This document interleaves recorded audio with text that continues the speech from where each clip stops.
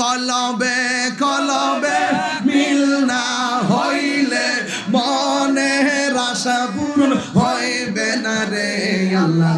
নিশিরাইতে কার বাঁশি বাজে, নিশিরাইতে বাঁশি বাজে, বাঁশি বাজায় আমার রেজবি বাবা, এ বাঁশি বাজায় আমার রেজবি বাবা।